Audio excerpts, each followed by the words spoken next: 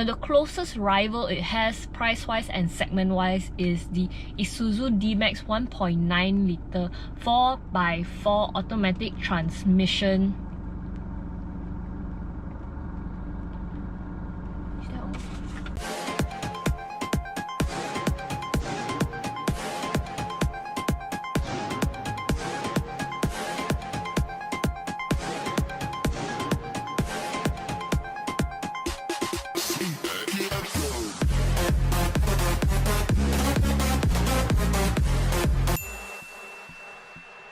Hey guys, what's up? I'm currently in the Weststar Maxus T60.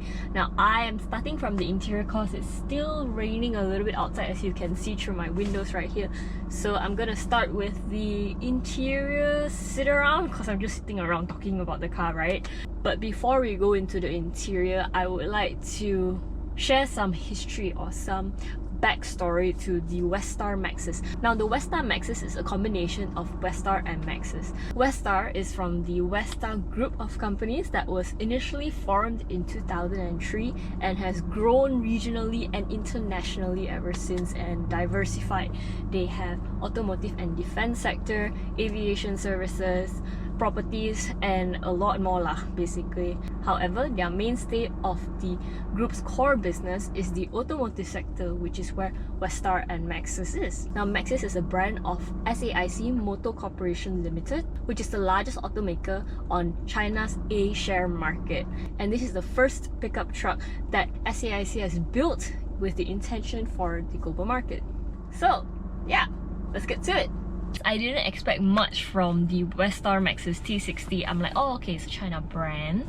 But when I heard that it was a China brand, I was like, I wonder what they have to offer. Because now, to me, China has upped their game so much, having the Proton X70, Proton X50. So now my perception of China is actually pretty up there as compared to last time. Last time I would be like, China stuff. But now I'm like, oh, not bad, China stuff. Like, of course, it's like the AA grade, like top of the top. So this car is 99,000 ringgit. Now the closest rival it has is the Isuzu D-Max 1.9 litre 4x4 automatic transmission type B, which is about 104,000 ringgit, okay, 105,000 ringgit, so it's about 5,000 to 6,000 difference. So yes, I'll be comparing it a lot with the Isuzu D-Max 1.9 litre 4x4 automatic transmission. Let's go!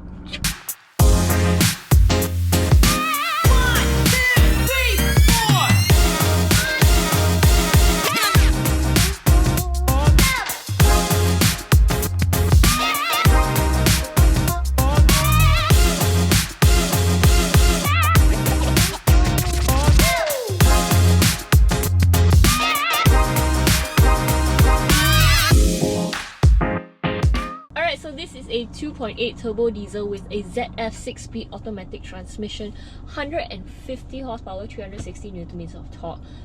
Because it's a diesel, you feel it very torquey at a lower ratio, just like any other pickup truck. So the interior, I think, right, for 4x4s or pickup trucks, their interiors are never nice. I never got into a 4x4 and be like, oh, this interior is amazing. No. But it's very simple. My justification is because it's an off-roading pickup truck kind of car, so you don't need, number one, that many electronics. Not to say a lot, not to say none at all, but you don't need that many electronics, and you don't need a very fancy interior, because what I noticed is on pickup trucks, their buttons are very big, especially with the Isuzu D-Max. It's very similar to this. All the buttons are very huge. Maybe because the people that buy pickup trucks are very old, so you need very big buttons. Joke. Yeah, and it's a very practical car. Here we have 10.2-inch infotainment system, and the infotainment system, I tell you, is one of the simplest infotainment system ever. And the one thing that I absolutely hate is I cannot pair my phone with it. I cannot connect Bluetooth, means I cannot listen to my songs. Means in this review there will be no sound system testing. Sad. Yes, I've never seen an infotainment like this before. It is so simple. I press home. That's it. That's all you get. Let's say I go into my car settings. Driver assistance, blind spot monitor, fatigue warning, comfort and convenience, lighting, lock, Oh, that's it. Setting. What do I have? Connect. Yes, Bluetooth here, but it's not the Bluetooth that I think it is, because I still cannot find it. If you have experienced this car, you know how to connect to Bluetooth, please let me know. I'm very curious. General, you got a settings for sound effect. Wow, sound effects. Wow, very good. Very unnecessary stuff, I feel. And system, that's all you have. And I also feel the touch screen is not that sensitive. I have to touch it a few times. However, there is Android Auto and Apple CarPlay. And then the volume button, it's not a rotary knob, 2 volume buttons. I would say the buttons they don't feel cheap, which is good. Like B grade, China made. A lot of buttons here, so you have your eco mode, power mode. This is basically just all the aircon settings. This is something else where you open and then it slides down, and then there's a compartment inside as well. I'm not sure whether you can put anything inside here, to be honest. And you have a cigarette lighter. It's an actual cigarette lighter. Maybe because in China people still smoke, because now it's called, or a lot of cars they label it as a power volt socket. This one is actually a cigarette lighter icon. The build, it really feels good. 2 USB ports here. This is very interesting. So I've never seen card holders like this before. I don't even know if it's supposed to be for card holders or not, but I think it's quite smart. You know how sometimes we all like to put our cards at the top here, and sometimes it just drops because when we open it, everything just drops. But I think this is pretty good, because now a lot of us staying in condos, we need a lot of access cards. The design wise of this whole area, it's also it's nothing to shout about. So you have your 2H, 4H and 4L. Now 2H is when you're driving on like tarmac like this, 4H is when you're driving on muddy terrain, and 4L is rocky terrain when you go off-roading, which is what this car's supposed to be used to lah. But you know, a lot of people also use this car to go kebun lah, to go... I only can think of picking up durian and kelapa sawit, so yes. I actually love the design of the gear knob quite a lot. I think this looks very masculine, if I might say. Has some sort of presence to it. Middle here, 2 cup holders. I like this. I don't like electronic brakes. The button, there's just not much feel to it, but this one is... I like it. Armrest, center area to put stuff. Not much stuff you can put inside lah, and you have this rubber piece inside there. Very simple layout. There's your glove compartment. Very funny because the glove compartment, it doesn't just open very rudely. It opens slowly and gently, which is a good touch to it. And my favorite of the favorite is the cup holders. Now the cup holders open the side. There's one on the passenger side and the driver's side, and it's the best thing to have because it's right in front of your aircon vent and it keeps your drink cold. The best. So moving more to the driver's area, the steering wheel feels good, doesn't feel too big. It's leather wrapped. Now the stalks feel good as well. The touch of it, the feel of it when you actually indicate and when you use your wipers. Auto sensor wipers, by the way. Even the sound feels good. It doesn't feel cheap at all. The feel is not cheap. And the meter cluster that we have here is analog. A bit tacky in my opinion, but it can pass off as like a sporty type of analog. I'm not sure whether that is the feeling that they're going for here. In the middle, you have to press this button here and then you can see your tire pressure. Yes, and that's about it. And it comes with leather seats. These are all leather. However, for the Isuzu D-Max, the Isuzu D-Max actually comes with fabric for the variant that we're comparing it to. Additional points for the T60. Now let's head on to the back. Alright guys, I'm currently at the back and I must say it's pretty spacious. I expected less leg room. In the middle, yeah, 2 cup holders. No USB port. They have these handles right here so that when you get in, ooh, this feels a bit tight. Feels a bit tight. So when you get in, it's easier to climb in. That's what I noticed that they're missing from the driver's side in front. And I noticed this. Do you hear that? It's actually more obvious when you sit in the middle. Yeah, I have no idea what's that. Maybe the alignment lari a bit lah, I'm not sure. And I noticed you can actually bring this down. Ooh, so you can actually put stuff behind here and like hide stuff behind you. Just FYI, I'm not putting my full weight here. Actually can yeah, I can, it's no problem. Wow, very nice. Hidden compartment. Hey. And there are also ISOFIX mounts here and here. Not forgetting guys, there's also aircon vents in the middle here and a power outlet socket. That's about the bag. I think it's ready for us to go outside. Let's head on outside.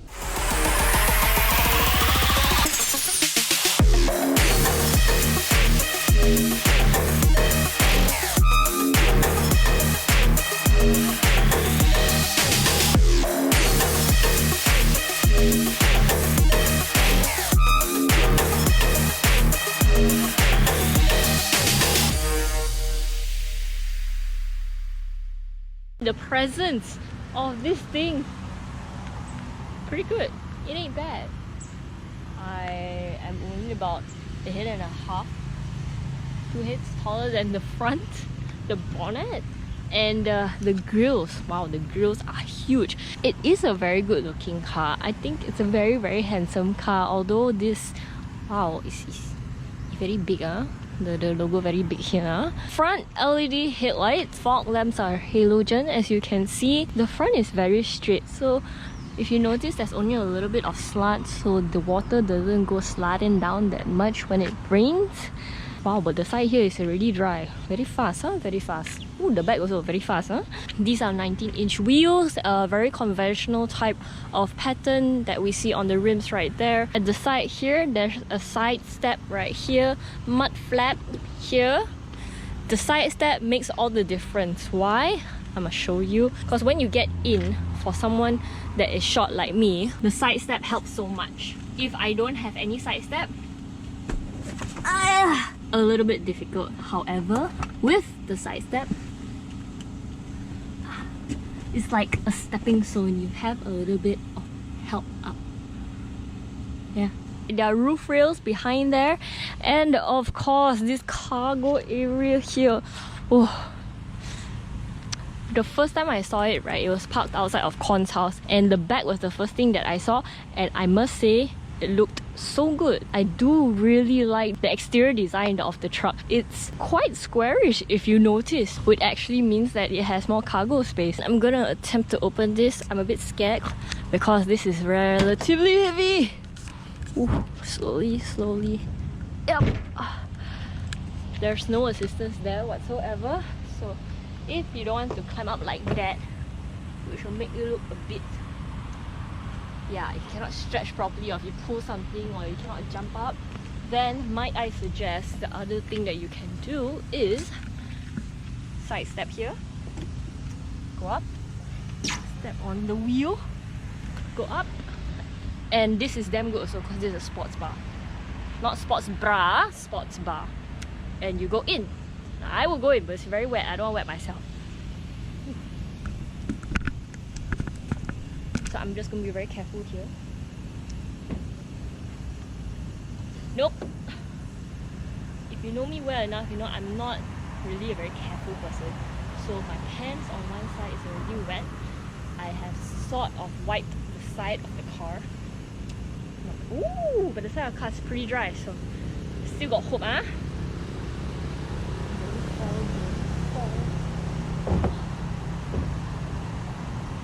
Got hope. So as you can tell, this is the cargo space right here. There are multiple points so that you can carry your load here and then you can just mount it on. There's one here, and 2 at the back, 2 at the front. It's rather roomy.